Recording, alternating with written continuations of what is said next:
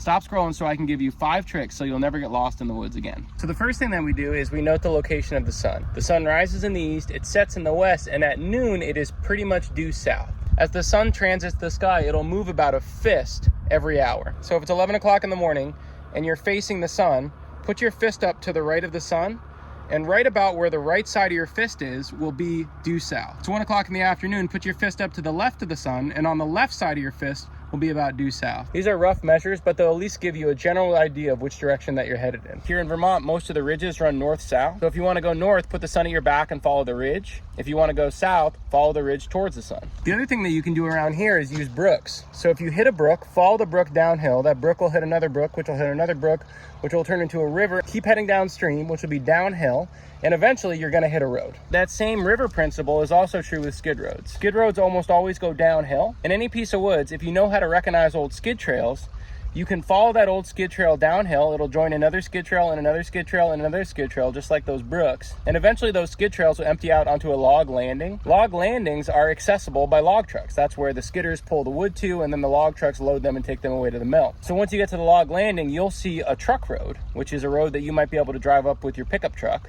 Keep following that truck road until you get to a town road.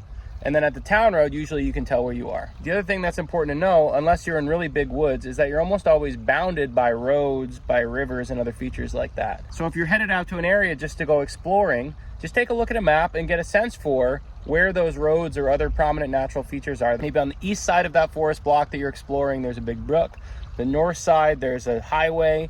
South side, there's a dirt road. West side, there's another road with some houses on it. You know that as long as you're not walking in circles, if you head on a straight bearing in any one direction, you'll get to a future where you can tell where you are. It's pretty difficult to get lost as long as you keep your wits about you. These are some good tricks to have in your back pocket, but honestly, if you see any forester or any serious deer hunter that's exploring big woods, we'll almost always have a compass, which is just a good way to make sure that we know where we're headed and that we're headed in the right direction.